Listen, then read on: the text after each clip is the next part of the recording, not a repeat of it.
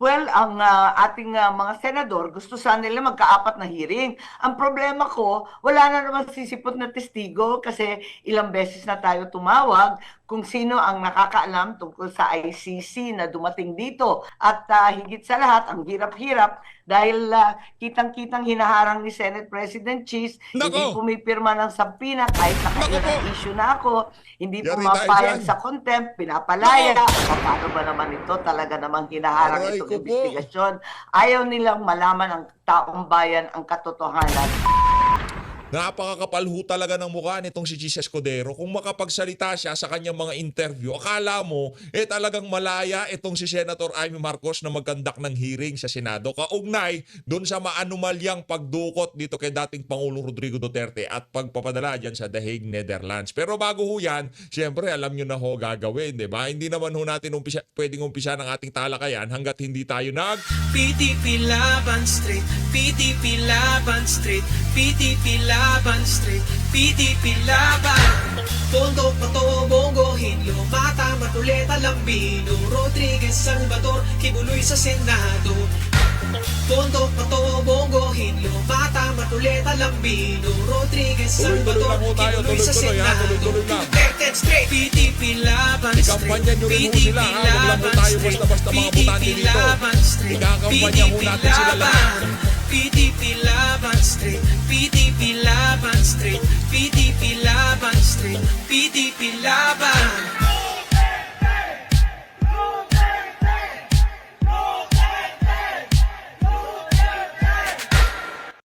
Hayon na nga mga kababayan, kung bago lang ho kayo sa PH Update. Isang like at isang subscribe, masaya na ho tayo dyan sa mga gusto sumali sa ating community. Yung join button, nandyan lang ho sa baba. At dito sa video na to, papakinggan ho natin ang mga banat nitong si Atty. Vic Rodriguez dyan sa nangyayaring malaki ang rally. Dyan sa...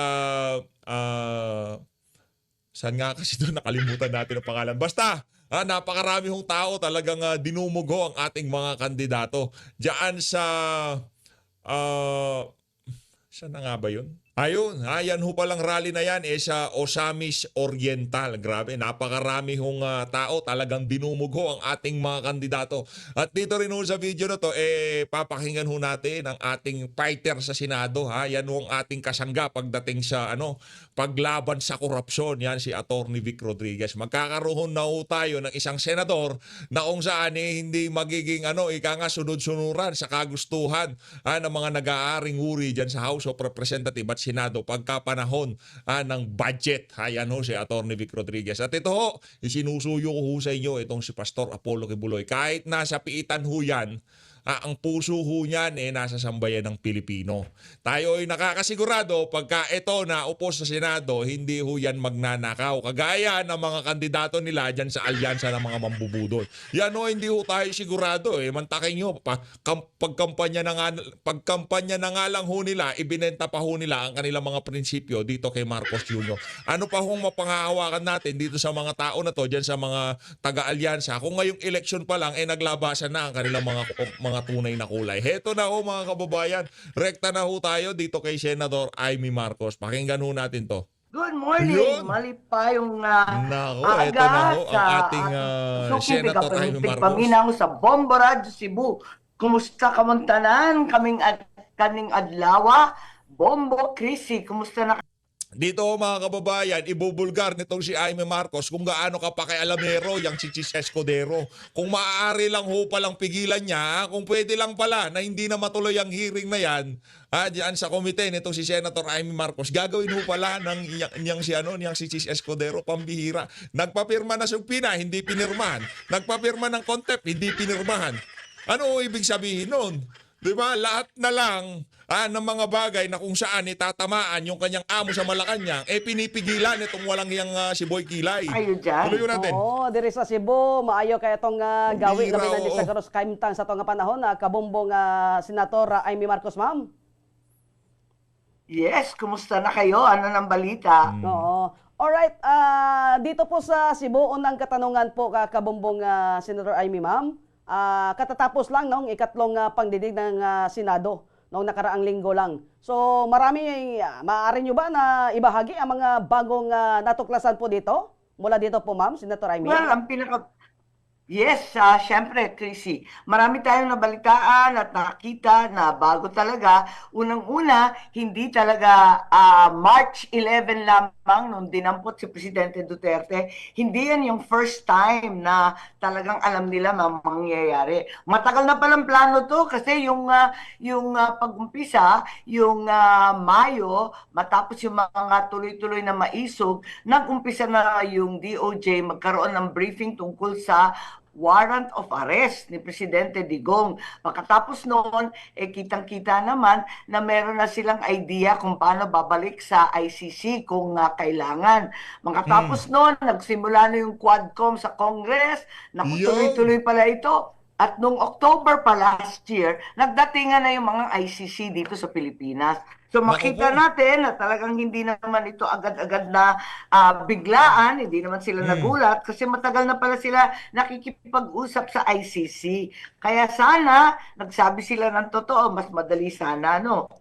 I see. Ayun, kaya nakita natin na may plano pala talaga mula pa sa umpisa. Sabay-sabay, tuloy-tuloy yun DOJ, ICC dumating, Quadcom, Senate Blue Quadcom. Ribbon. Oo. Ang dami, may iba't ibang investigasyon sa Pero pagka ganito ginagawa ni Senator Amy Marcos, natutuwa ho tayo, no? Kaya kung gusto nyo ho siyang iboto, kung gusto nyo sundin ang pag-i-endorso ni VP Sara, hindi ko naman ho kayo kukontrahin. Boto nyo ho yan, karapatan nyo yan, kung sinong gusto nyo iboto, yun ho.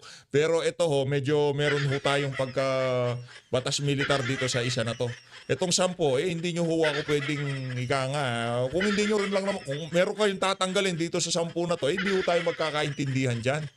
Magkakaproblema ho tayo dyan. Kung meron ho kayong isang tatanggalin dito sa 10 na to, hindi pwede sa atin yan. Masasite in contempt kayo dito sa PH Update. Hindi ho ubra sa atin yun.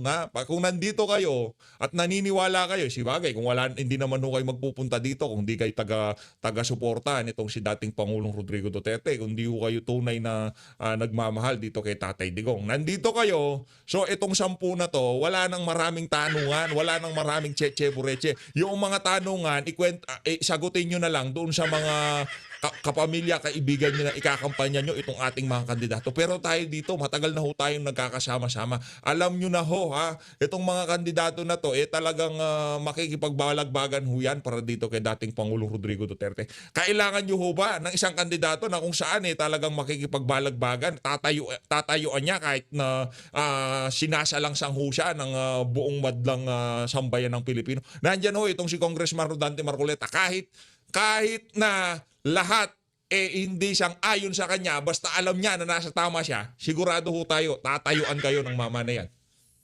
Sigurado ho tayo.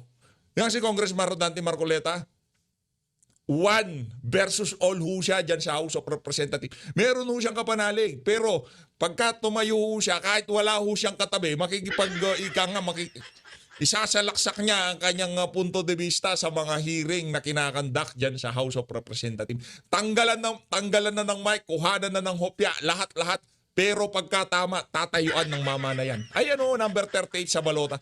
Hindi ko na ho kailangan ipaliwanag sa inyo yan. Kaya ang sinasabi ko lang ho dito, kung talagang datihan na kayo dito sa PH Update, ikampanya nyo ho. Mag-pyramiding scheme tayo. Yung mga pinagkampanyahan nyo, para bumuti, umayos ang ating mga kinabukasan, ikampanya mo yan sa 10 kaibigan mo, kakilala mo, i-share mo sa social media. Kumbaga, i-jollibee mo na lang sila pagkatapos ng election, di ba? Ganun na lang ho gawin natin. Kung tropa mo, tropa, ito yung listahan ko. Kung bahala sa'yo mamaya. Basta mo lang. Yan lang pakiusap ko sa'yo. Di naman vote buying yung kaibigan mo yun di ba? Mamaya i-explain ko sa'yo kung bakit kailangan nating iboto yung mga kandidato na yan.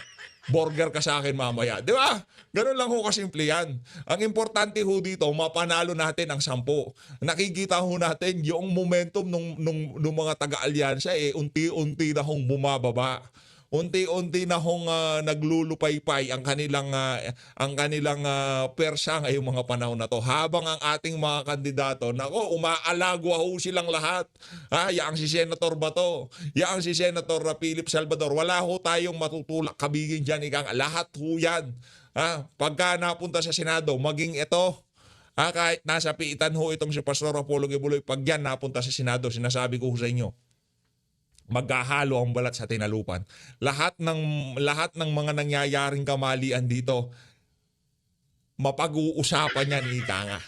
Hindi para gantihan, ha, para hindi na maulit sa mga susunod na panahon. O yan ang pagdating sa BICAM. Naku, yan si Atty. Vic Rodriguez. Mag-vlog tayo doon, Atty. Vic. Mga ano na yan, mga crocodile na yan. Mag-vlog tayo doon. Doon sa BICAM, di ba? Closed door yon, walang pwede pumasok. Mag-vlog tayo doon. Ano natin, isangkot natin ang sambayan ng Pilipino dyan sa buwisit na BICAM na yan. Sila lang nag-uusap. Tapos kulang pipirmahan nila.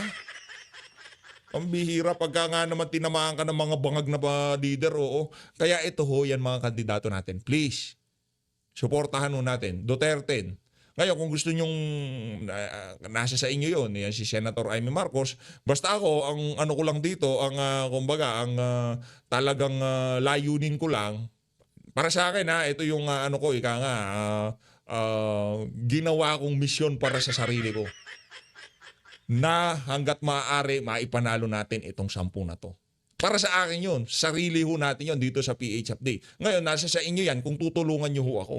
Kung tutulungan nyo ako, maraming salamat, magpapalakpakan tayo dyan. Diba? Itong 10 na to, bahala na kayo sa dalawa. Kayo na hong bahala dyan. Nasa tamang kaisipan na kayo, nakikita nyo nangyayari sa ating bansa. Ito lang 10 na to, okay na ako doon. Masaya na ho tayo doon. Police, naku talaga naman. I see. Oo. Senator Amy Marcos, ma'am, ang pagkakaalam ko, may na-contempt daw po kayo sa hearing, Senadora? Nako. Sino at ano pong dahilan po ng pag-contempt nito sa kanila? Well, nakita natin si Ambassador Lacan Lilaw, kasi nagkikwento siya na siya daw yung nag-oversee ng operation. Siya ang sumalubong kay Presidente Digong at sinalubong niya galing sa airport, galing sa Hong Kong. Nandun na daw siya sa Bukanan, sa airport, tapos tuloy-tuloy niyang dinala hanggang sa Villamor, tapos tuloy-tuloy din siya hanggang sa The Hague. Tapos tinatanong, paano yung doktor ni former President Duterte? Sabi niya, ay hindi ko nakita. Yung abogado, pinapasok ba si Inday Sara? Hindi ko nakita. Lahat na lang hindi niya nakita. Anong klaseng oversee doon? Sabay-sabay. Paano dinala ba siya sa husgadong Pilipinas? Again, dito sa mga detalyeng naglalabasan na to sa Senado, dyan sa hearing na yan, itong si Senator Amy Marcos, pinapalakpakan ho natin siya. Diba? Kasi yung mga detalye na yan, kung di dahil sa hearing na yan, hindi naman ho maiintindihan, malalaman ng mga ordinaryong Pilipino. Pero kung iboboto, ibang usapan ho yun. Bilang isang senador na nanindigan, ngayong mga panahon na to, sa mga kabalbalang nangyayari ngayon sa ating pamahalaan, pinapalakpakan ho natin itong si Senator Amy Marcos. Pero yung pagboto sa kanya, dalawang magkaibang bagay ho yun. Dalawang magkaibang bagay. Diba? Pilipino. Kasi yan ang kanyang karapatan. Tinatanong, naku, hindi daw niya alam. Paano hindi niya alam nandun siya? Harap-harapan siya nagsisinungaling. Grabe talaga. So, nayamot na si Senator Bato. Sabi ni Senator Bato, naku, tanggalin na yan. At i-contempt yan, harap-harapan na bakakon. Ano ba yan? Bakit tila po may pagkakaiba sa proseso ng pag-contempt sa Kongreso at Senado? Ito ang napansin ng karamihan buhat ng pagpapalaya ni Senate President Escudero kay Ambassador Lacanilaw, Senador, at ang pag-issue ng Syukus.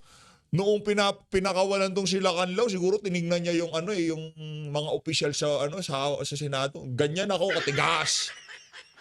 Kinontempt ako ni Bato at ni Amy. Eto, lalabas lang ako, parang walang nangyari, di ba? Gandang niyan, president, ika nga.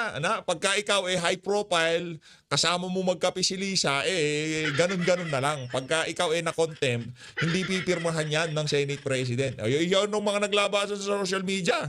Kasama hong nagtititime nitong si Lisa, yung si Marcos Lacanilaw. Hindi ko gawa-gawa yun. Hindi ko fake news yun.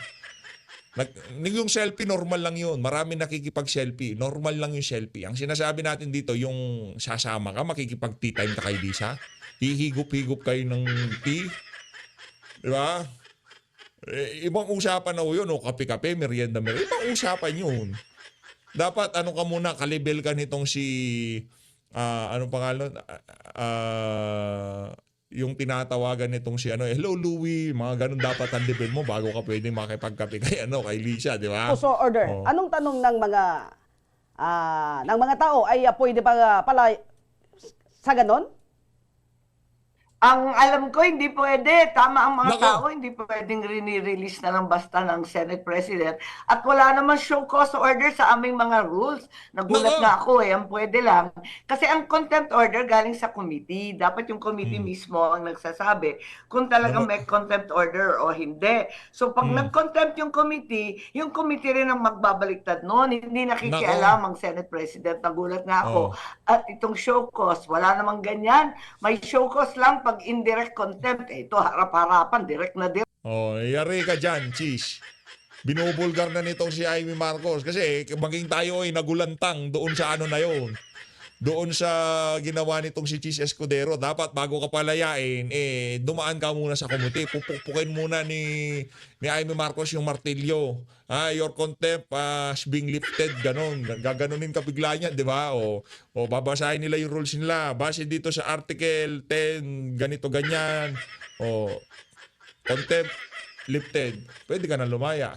O ngayon, pagka i-contempt ka, babasahin na naman. O, base sa dito sa Senate Rules number, ganito, ganyan. Nagsinungaling ka, you are cited in contempt. Ganon, di ba? Di mo natin nakita yan. Basta pinakawalan, show cause order. After 5 days, paliwanag ka dito. Kapal ng mukha nitong si Jesus Escudero, binaboy ho niya Senado. Correct. Kaya nagulat kami at talagang labag maski sa sariling rules ng Senate to. Ako hindi ako mahilig ng contempt kahit kailan. Hindi pa ako nagko-contempt, hindi pa ako nagde-detain. Ayoko kasi ng ganyan. Hanggat maaari, pipilitin ko lumabas yung katotohanan. Kaso, pabalik-balik ako kay Ambassador Lacanilaw. Talagang hindi talaga pumipiyak. Talagang tuloy-tuloy yung pagsisinungaling. Hindi ko kinaya. Kaya lang, eto nga So naiintindihan mo na ngayon, Senator Amy, bakit ang lakas ng loob niya na harap-harapang nagsisinungaling yung lalaki na yon. Di galing sa akin nagsisinungaling, galing sa kanya. Yaon ang findings nila doon sa committee niya na merong palsipikado mga testimonya nitong sila Canlaw. Alam mo na, siguro pagka hindi mo pa naman naintindihan nga yung mga panahon na to kung bakit parang ganun-ganun na lang kung makapagsinungaling yan si Lacanilaw. Alam mo niya, kung sakaling ikukulong niyo siya, maya-maya, lalaya din naman pangyayari siya. ni Ay, naman, Senate oo. President, biglang pinalaya. Naku, baka nautusan yan. I see, oo. Senator Amy Marcos, ma'am. Hoy, si Escudero, baka nautusan ka daw. Sino nag-utos sa'yo? Yung kasamang magkape nitong si Marcos Lacanilaw? Marami pong nagtanong, magkakaroon pa po ba ng ika-apat na hearing tungkol po sa ganitong isyo? Ano pa ba Nako. ang maasahan mula sa hearing ninyo po sa Senado po, Senator? Well, ang ating mga senador, gusto sana nila magkaapat na hearing. Ang problema ko, wala na naman sisipot na testigo kasi ilang beses na tayo tumawag kung sino ang nakakaalam tungkol sa ICC na dumating dito. Abay, walang nagtatapat. Hindi daw nila alam. Sa DOJ, hindi daw nila alam. Yung buong Intel, naku, tambira ka naman. Talaga naman, sa bilyon-bilyon na ginagastos natin sa intelligence, kahit isa, walang nakakaalam na sandamakmak na pala ng mga foreigner, investigator, lawyer ng ICC, nandito na. Paano, sino kaya ang magiging testigo ko? Yan ang aking problema. Maski tungkol sa eroplano, walang nagsasabi. Ang labo-labo ng kwento, biglang hindi sumipot si Secretary John Vic Remulla na siya nagsabi, chartered by the Office of the President. Paano natin malalaman kung walang testigo? Kaya nag-iisip-isip pa ako at higit sa lahat, ang hirap-hirap dahil kitang-kitang hinaharang ni Senate President Cheese, Nako! hindi pumipirma ng sabpina kahit nakailang Nako po! issue na ako, hindi Yari tayo pumapayag dyan. sa contempt, pinapalaya. Paano ba naman ito? Talaga namang hinaharang Aray itong ko po. investigasyon. Ayaw nilang malaman ang taong bayan ang katotohanan. At O ibig sabihin, kasabot na tong si Chis Escudero kasi ayaw niyang papuntahin eh. Di ba? Ang dating parang pinagtatakpan na rin ho ng inyong pinuno. Nagtatanong tayo, ang dating parang ganun na. Ganun na ho ba ngayon ang kalakaran sa Senado? Pinagtatakpan na mismo ng Senate President. Sabi nitong si Senator Amy, ayaw pirmahan ng subpina, ayaw pirmahan ng contempt. O anong gustong gawin ni Chis Escudero? Talagang maghatid na lang ng champagne dito kay Lisa Araneta. Anak ng towa, wag naman ho. wala na rito ang ating Pangulong Duterte. I see, oo. Senator Amy Marcos, ma'am, nabalitaan namin na meron daw kayong panukalang libreng pagpapalibing. Baka pwede niyong talakayin Ay, ito para alam ng mga karamihan sa Ayun na nga mga kababayan, okay na ho tayo doon. Libreng pagpapalibing. Nako. Matindi ang pagpapalibing na yan. Okay, dito na ho tayo kay ano. Ano ho to eh. Ika nga, dito ho tayo kay Tatay Digong. Di ba? O, at least, nabanggit na yun. Meron palang ano yan. Merong programa ito si Senator Amy na libreng pagpapalibing. Pero gusto lang naman natin marinig kung ano yung mga punto de vista niya doon sa hearing. Yung ano niya, programa niya, marami naman nanood dyan sa Bombo Radio. Dito na lang ho tayo kay... Hindi. Palabas natin kayo naman, parang kayo naman, maliit na bagay. Senator Amy, paliwanag mo. nakikinig natin po. Paliwanag. Biglang na-konsensya si Na-konsensya si PH update, no? Sige na, bigyan mo na ng isa. Yan, yung Ay, isa. tama yan. Naku, yung libreng libing nakakatuwa dahil Oo. kasi nga, naisip ko, ang mahal-mahal ng mga bilihin. Mahirap Libing. mabuhay. Naku, talaga naman, mahirap magkasakit. Mas lalong mahirap mamatay. Naku, talaga naman, ang mahal-mahal. Kaya Correct. nakakabahala at pinasa natin isang batas na sana, yun nga, na magkaroon ng libreng libing para sa ating mga mahihirap. Yung pinakamahihirap natin, gagawa ng kontrata ang DSWD sa iba't ibang funeral parlor, pinakamura, obligado lahat na magkaroon ng indigent funeral package at yan ang gagamitin tuwing may mamamatay. Yun. Kung etong si... anak na to ko. Kung etong si Senator Christopher Bongo, Malasakit Center from womb to tomb. Servisyo ng pamahalaan natin no, from womb to tomb. Mula pagkapanganak hanggang mamamatay. Servisyo lahat. Ayoko na sa earth. Kung ito si Senator Bato de la Rosa, Senator Christopher Bongo, manganganak ka, kailangan mo ng yung kapanganak mo, di ba? May nagkakomplikasyon, nagurgur yung bata. Siyempre, kaya ka nga lumapit sa Malasakit dahil wala kang pampaanak. From womb, diretso ka kay Senator Amy Marcos sa Purinarya. Siya Dapat trabaho talaga. Ganun. Bigyan naman nun natin ng dignidad yung pamilyang Pilipino. Hindi ko binabanatan, palakpakan natin ang programa na magkaroon ng kakayahan na ipalibing ang kanilang mga patay. No, bigyan nun natin. Pero maganda yan. Maganda yan. Huwag niyong masamain ang sinasabi ko. Pero mas maganda kung bibigyan ng dignidad ang mga Pilipino na kahit yung patay na lang, magkakaroon ng kakayahan ang bawat isa na magpalibing ng kanya-kanya nilang mga patay. Pero, palakpakan natin yan. Yan ang tinatawag natin na serbisyong from womb to tomb. Okay yan. Saludo tayo dyan. Dito na tayo kay Atty. Vic Rodriguez. Ito talaga. Siyempre, ano pa mga saan natin dito sa ilalatag dito ni Atty. Vic, di ba? Siyempre, pandiinan na naman. Atty. Vic, salansanin na yan. Mahalagang paulit-ulit nating sabihin yung Duterte sapagkat kami ho ay naririto ngayon ang mga Duterte approved, Duterte endorsed, and Duterte certified senatorial candidates. Kami po'y naririto umaharap sa inyo at mahigpit na makikiusap. Suportahan po ninyo ang Duterte. Tsaka napakaganda ng ginawa ni Tatay Digong dito. Tipong,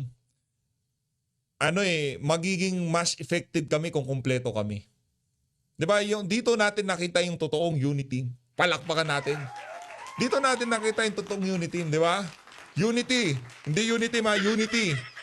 Tingnan nyo, walang pataasan ng hihi sa kanila. Hindi walang bida-bida na, ako magaling, ako yung the best, ako dito yung the best dito. Hindi.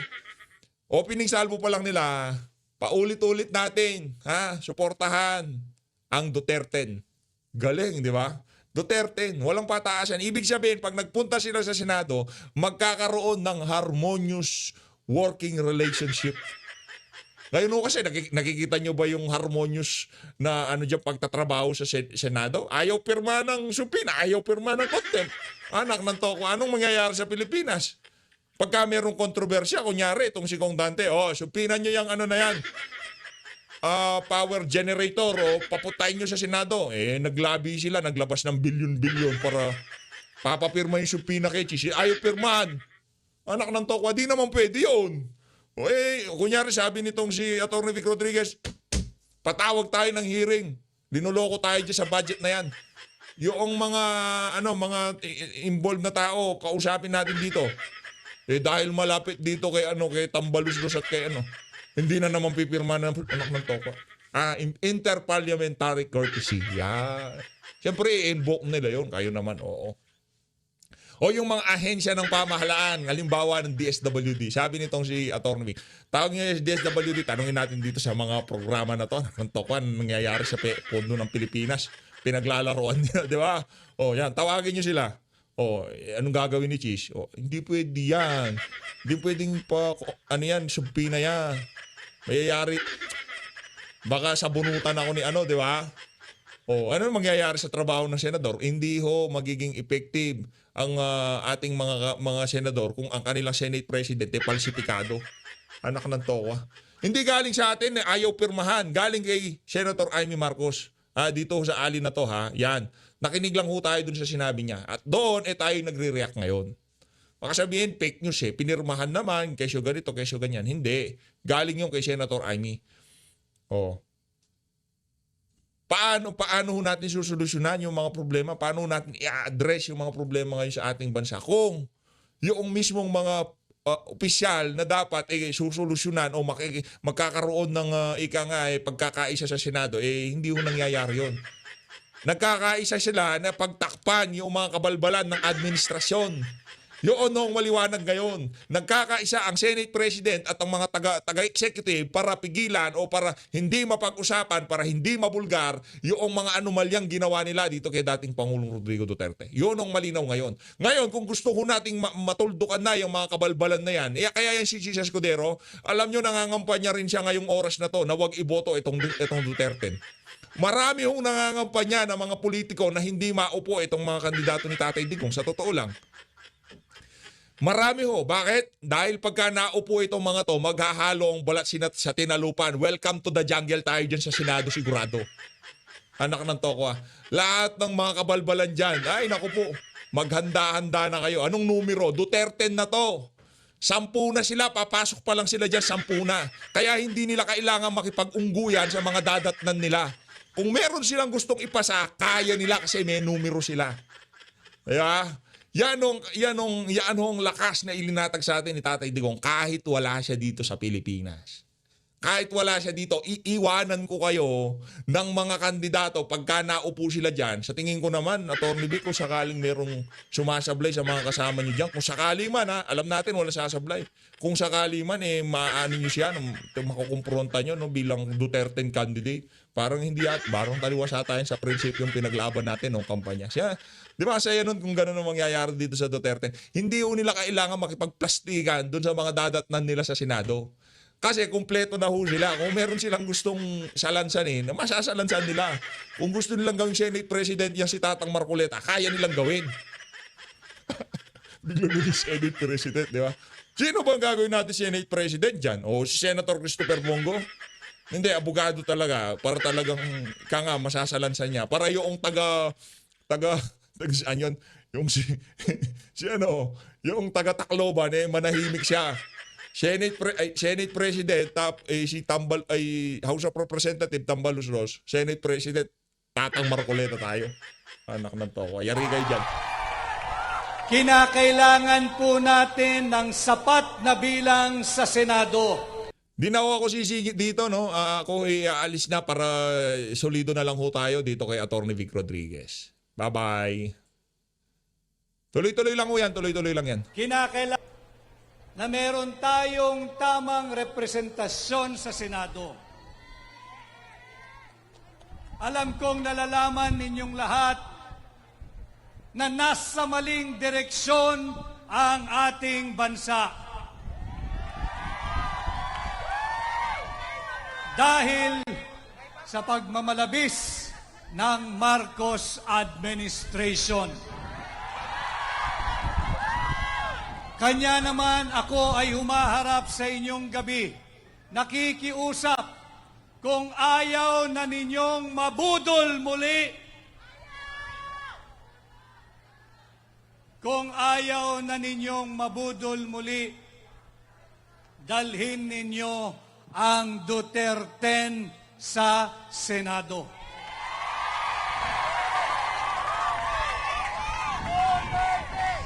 At habang papalapit ang May 12, 2025, araw ng halalan, huwag ninyong kalilimutan kung paano sinalaula at sinalbahi ang pagkatao at karapatang pantao ng kapwa natin Pilipino na ang pangalan ay Rodrigo. Alam ho ninyo mga kababayan, dito sa El Salvador City, ang trabaho ng gobyerno ay proteksyonan ang buhay, ari-arian at kalayaan ng kanyang mamamayan. Hindi trabaho ng gobyerno isuko ang sarili niyang mamamayan.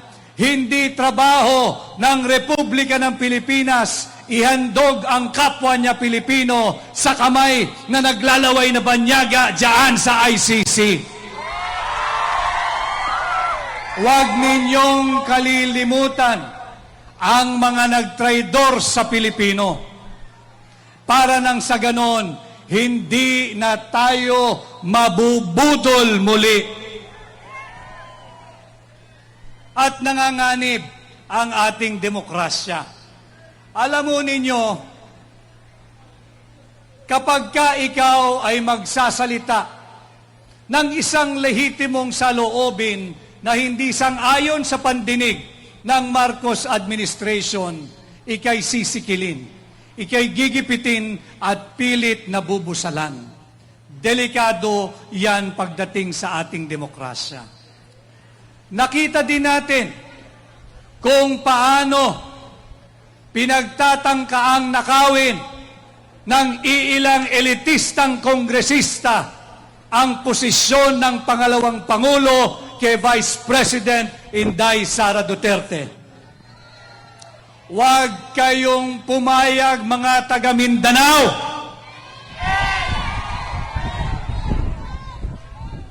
Isinuko na ang kapwa natin Pilipino. Isinuko na ang kapwa nyo taga Mindanao. Inihandog na mistulang alay sa mga banyaga dyan sa ICC. Magtulong-tulong tayo, huwag natin ipanakaw ang posisyon ng pangalawang Pangulo sa mga iilang elitistang kongresista. Kaya ngayong darating na May 12, ako po ay nakikiusap sa inyong lahat. Kilala naman ninyo kung sino-sino ang nagtraidor sa kapwa natin Pilipino. Kilala naman ninyo kung sino-sinong kongresista ang pumirma diyan sa huwad na impeachment complaint laban kay Vice President Inday Sara Duterte. Maaari ba sa May 12, sisantihin na natin ang lahat ng pumirma diyan sa impeachment laban kay Inday? Palitan na natin ang lahat ng pumirma diyan sa impeachment laban kay Vice President Inday Sara Duterte. Maaari po ba yan? Kinakailangan natin magsama-sama nang sa ganon ay hindi na tayo mabudol muli. Uulitin ko, kinakailangan naiintindihan po ninyo what is at stake for our country this midterm election. Not just for you, not just for me, but for our country and for the Filipino youth and the Filipinos that are yet to be born. Kinakailangan natin protektahan ang ating kasarinlan. dito lang sa Pilipinas, hinahayaan ang isang banyagang jurisdiksyong makialam, manghimasok sa ating judicial process. Ako ho ay nandoon sa airport noong March 11. Isa lang ho ang hiningi ni Pangulong Duterte nung siya ay sapilitang kinukuha. Isa lang, dalhin siya sa korte. Dalhin siya sa korte. Subalit yan ay pinagkait ng administrasyon ni Bongbong Marcos. Ito po sana ang gawin nating sukatan, ang gawin nating batayan sa ating pagpili ng ating mga bagong leader ngayong May 12, 2025. At sa pagpili ng mga leader na yan, siyempre, dito sa ating probinsya, ihatid natin sa Kapitolyo ang tunay na mag-aaruga sa inyong lahat, ang ina ng ating probinsya, si Gobernadora Juliet Uy.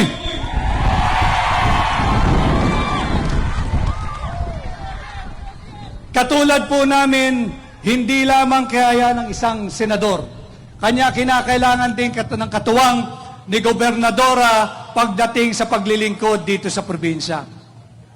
At dito sa El Salvador, hindi magaganap ang ating paghaharap. Napakaraming tao, maraming salamat sa inyo.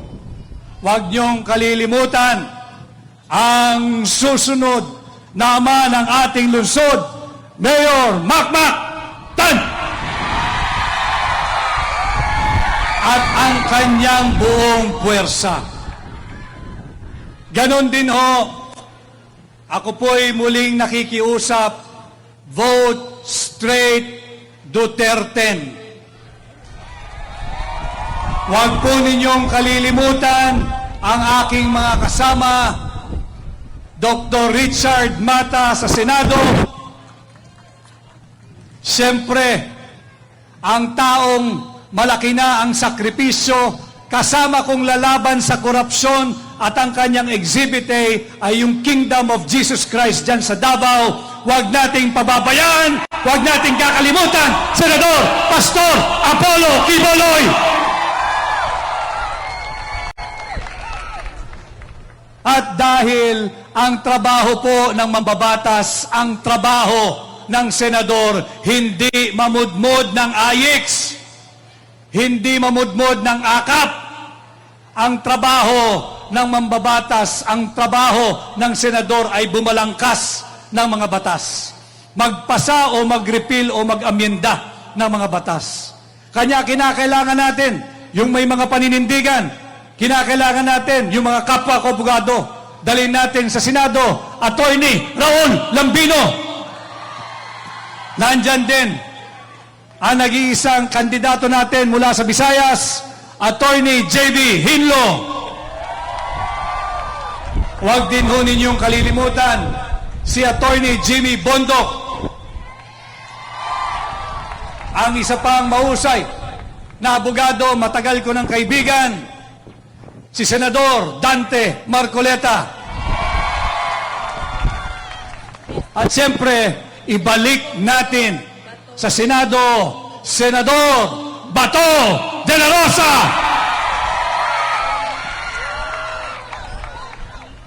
Ibalik din natin sa Senado si Senador Bongo. At siyempre, ibalik din natin, not the last but not the least, ang totoong kaibigan at sincero, si Senador Philip Salvador.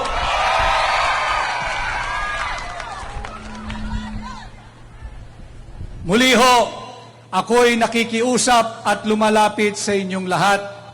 Tulungan po ninyo ang Duterte. Itama po natin yung landas ng ating bansa. Kapag mali ang direksyon ng ating bansa, hindi tayo makakaasa na tayo makakapunta o makakatungo sa ating tamang destinasyon. Subalit may panahon pa. Gamitin natin ng tama ang ating karapatang bumoto ngayong May 12, 2025. Tulungan ninyo ang Duterte, tulungan po ninyo ang inyong lingkod, Attorney Vic Rodriguez, number 56 po sa balota.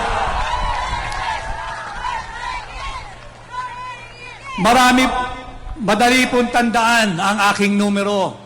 Number 5656. Madali pong tandaan, 56, hindi siya utang. 56, hindi siya pautang. 56, hindi siya pabigat. 56, tratuhin nating lahat na ating kolektibong puhunan patungo sa mabuting lipunan. Muli ho, maraming salamat. Tulungan po ninyo akong mangampanya, ipakilala, ikampanya po ninyo ako sa lahat ng inyong kamag-anak, kaibigan, kapitbahay, kabarangay, kaprobinsya at kilalang Pilipino saan man bahagi ng mundo. Huwag po ninyong kalilimutan ang Duterte nang hindi na tayo mabudol muli. Yang Duterte o Team Suka, paulit-ulit kong sinasabi, itong Team Suka, itong Duterte, itong PDP laban, ito ang kalaban ng mga patuloy na nambubudol sa mga Pilipino. Muli ho, ako po si Attorney Vic Rodriguez, Pilipino, abogado, maisog, senador ninyo. Maraming salamat at magandang gabi po sa ating lahat. Ang tiling number 1. Tama ako o mali? El Salvador, tama ako o mali? Senator, re-electionist, Ronald Bato de la Rosa, number 2 sa survey. Mananatiling number 2, tama ako o mali? Tama ako o mali, El Salvador? Ngayon, ang tanong ko sa inyo, hindi na mawawala ang re-electionist. Ay, mabuang ko, oy.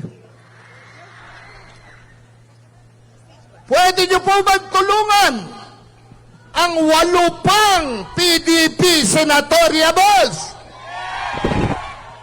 Yung pong isa, nanggaling pa ng bundok, bumaba po dito upang kayo'y maabot.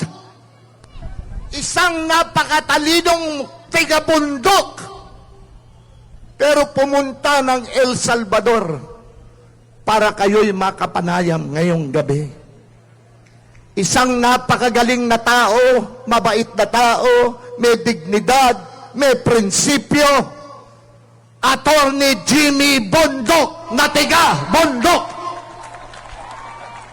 Tutulungan nyo, hindi? Tinuod? Okay. Sunod. Tiga Visayas. Ilonggone. Matalino. Sobrang prinsipyo. Walang korupsyon. Matatag. Attorney JB Hinlo, numero 30 sa balota. Tulungan nyo? Tinod! Tutulungan nyo? Galing sa puso nyo?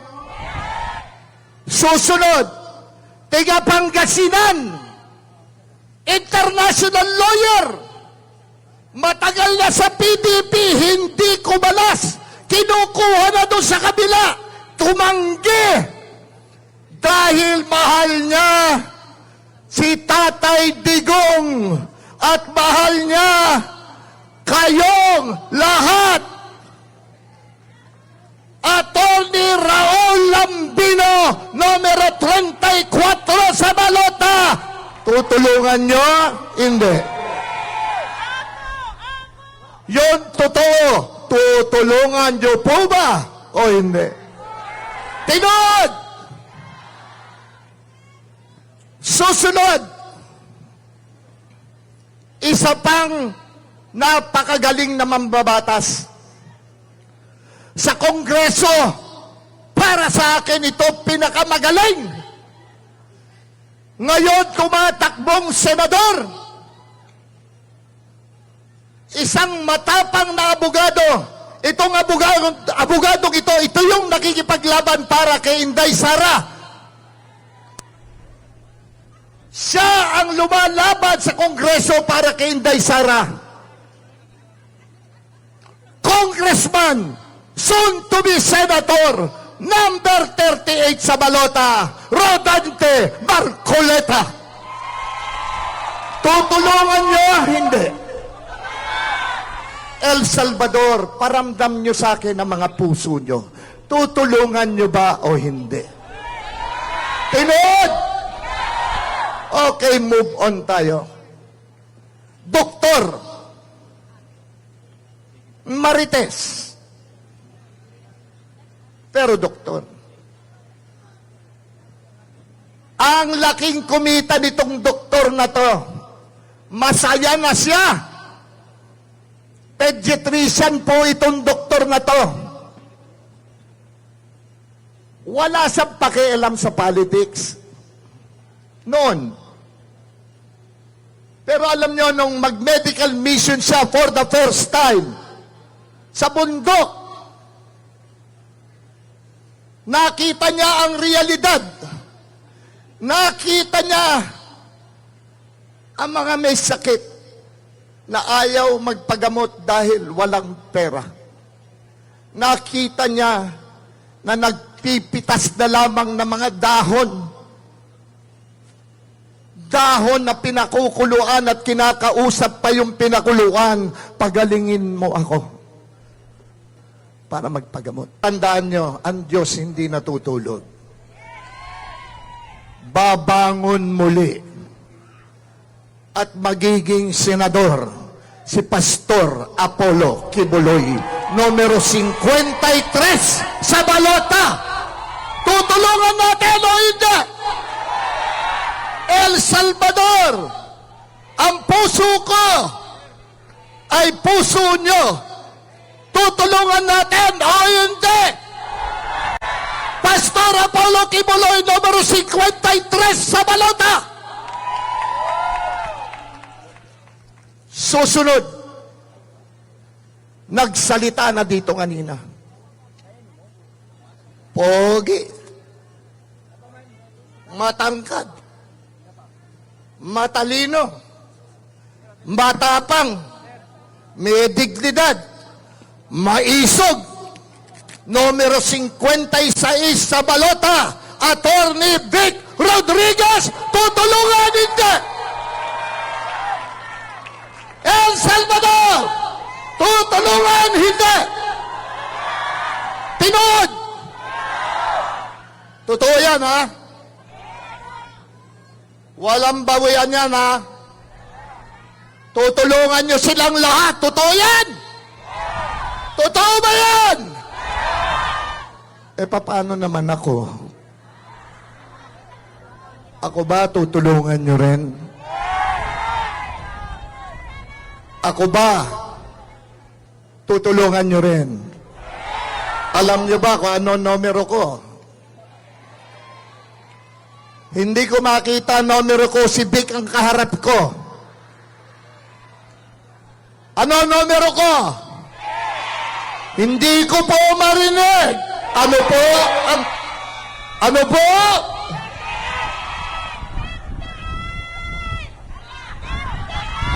Bingo! El Salvador, si Philip Salvador is so blessed to be here tonight. Nagpapasalamat ako sa Panginoon. Ang ganda ng nangyayari sa aking buhay ngayon. Sa aking mga pinagdadaanan, kasama ang magigiting na mga kandidato bilang senador ng PDP laban. Masikip ang aming pinagdadaanan. Pero sa tulong nyo, luluwag lahat para sa amin. Mabuhay ang PDP Laban! Mabuhay ang El Salvador! Mabuhay si Mayor Bakbakan! Mabuhay si Consi Gerli! Mabuhay si Board Member Princess Emano! At mabuhay ang Pilipinas. Ako po si Philip Salvador, hindi abogado, hindi doktor, hindi engineer. Ako'y isa lamang artista. Pero ako yung artistang magiging epektibong maglingkod at magserbisyo sa sambayanang Pilipino. Kandidato bilang senador ng Republika ng Pilipinas, numero 58 sa balota. Maayong gabi sa inyo na tanan.